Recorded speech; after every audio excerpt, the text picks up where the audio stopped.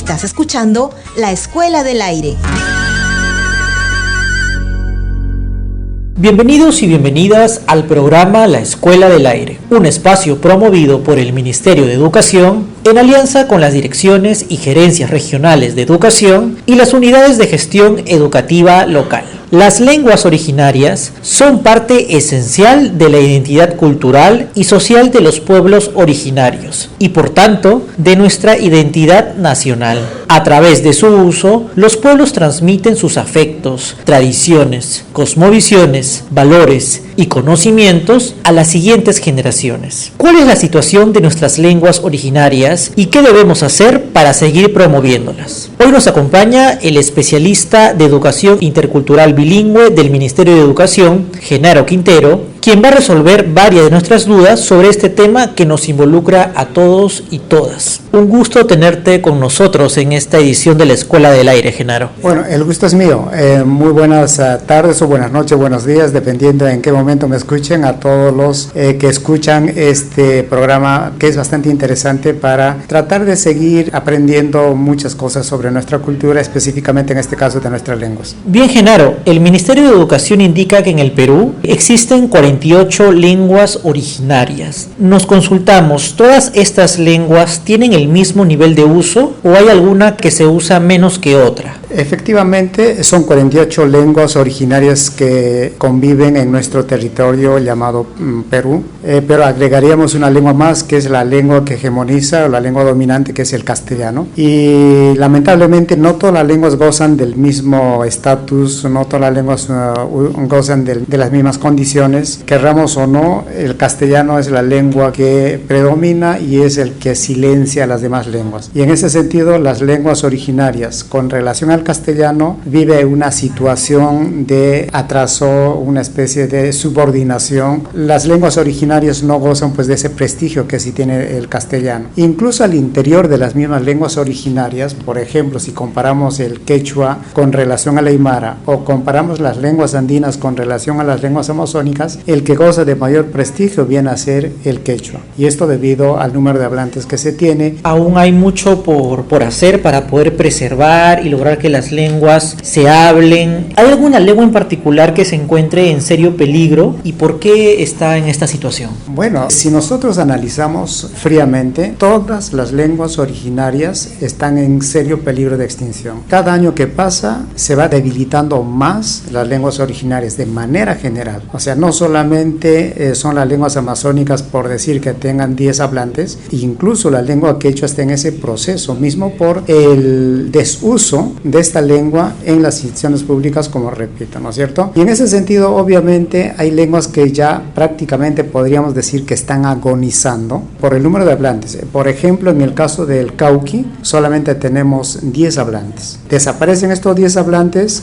simplemente esa lengua ya queda en la historia, ¿no es cierto? Y en ese sentido, o en esa misma dirección, están, por ejemplo, también el jacaru, que es una lengua vecina al cauqui, acá en cerquita Lima, en Yauyos, ¿no es cierto? Y hay otras lenguas de la Amazonía, como por ejemplo el Cucama Cucamilia, el Chamicuro, el Munichi, el Taushiro, el Omagua, que son lenguas prácticamente que ya están por desaparecer porque el número de hablantes que tienen son muy poquititos, ¿no? Entonces, repito, no todas las lenguas gozan de la misma cantidad de hablantes, no todos gozan del mismo prestigio, no todos tienen el mismo nivel de uso en la sociedad. Esto es el que está haciendo que se debilite las lenguas originarias. El Ashaninka, que debería ser la lengua con mayor número de hablantes, ahora no.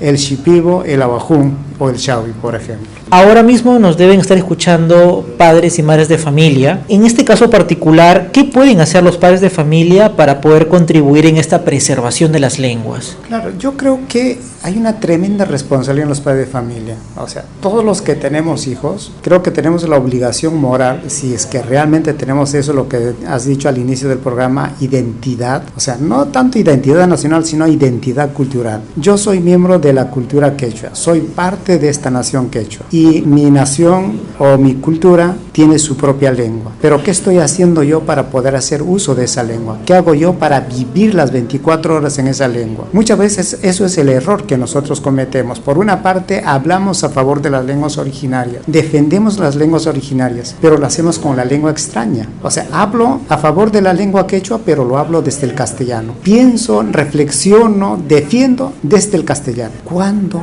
va a llegar el día en que yo pueda responder una entrevista como esta, por ejemplo, en la misma lengua? ¿Cuándo yo puedo hacerme escuchar, ¿no es cierto?, haciendo uso de mi propia lengua? Entonces yo creo que acá hay una obligación moral de cada uno de los padres de familia para que ellos sean los que incentiven a hablar su lengua en la casa. No es la escuela el que va a solucionar este problema. La escuela está haciendo todo lo posible como para poder hacer uso de estas lenguas para asegurar el aprendizaje, pero la escuela no está obligada a mantener y a desarrollar la lengua. Y en ese sentido, aparte de los padres de familia, es la misma comunidad, ¿no es cierto? Por decir, si yo pertenezco o tengo mi casa en la provincia de Huanta, hay otras comunidades que están también cerquita a la ciudad de Huanta. En esas comunidades pequeñas, como también en las ciudades, son las autoridades las que tendrían que promover el uso de estas lenguas. No solamente como etiqueta, no poner así, por decir, algunos rótulos del nombre de las oficinas, sino es hacer uso, relacionarse, interactuar en la misma lengua. Creo que eso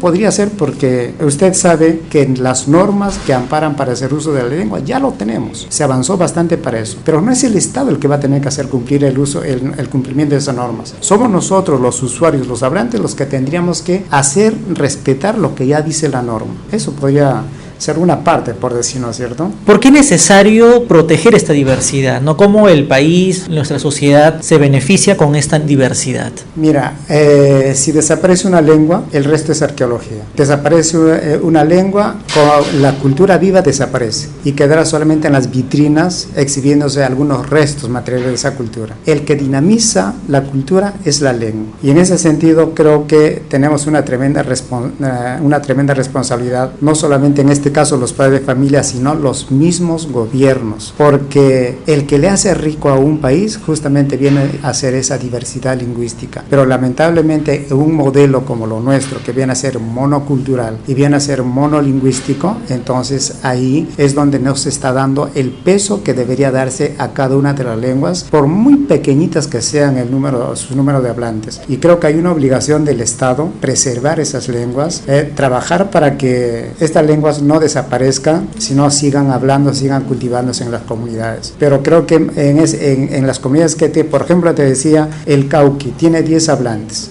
Y hay una lengua en la Amazonía que tiene un solo hablante. Entonces, ¿qué hacemos con esas lenguas? ¿Cómo podríamos revitalizar esas lenguas? Entonces, ahí sí juega un papel importante la escuela. Entonces, donde hay un solo hablante o 10 hablantes, la comunidad puede hacer poco. Entonces, yo creo que la tarea principal y directa es de la escuela, pero hacer una enseñanza sistemática como segunda lengua de estas lenguas que están por desaparecer y hacer que eso también sea asumido con corazón por los estudiantes. Si no hacemos eso, simplemente es cuestión de tiempo. No creo que pase de 10 años más o algunos de repente menos, ¿no? Porque supongamos, yo tengo 60 años. Si es que yo no enseñé a mi hija, yo hablo bien el quechua, pero si lamentablemente no enseñé a mi hija, conmigo desaparece la lengua. Mi hija podrá entender, pero si no habla, tampoco podrá enseñar a sus hijos. Esto es generacional. Entonces ahí habría que tener bastante cuidado. Felizmente, para no ser tan pesimistas, sí hay un movimiento tremendo, sobre todo en la juventud. Se ve en las redes sociales que están haciendo intentos de escribir en las lenguas originarias. Hay intentos de grupos de jóvenes que están tratando de hacer uso de las lenguas originarias, no solamente en algunos discursos sueltos, sino también en canciones, como tratando de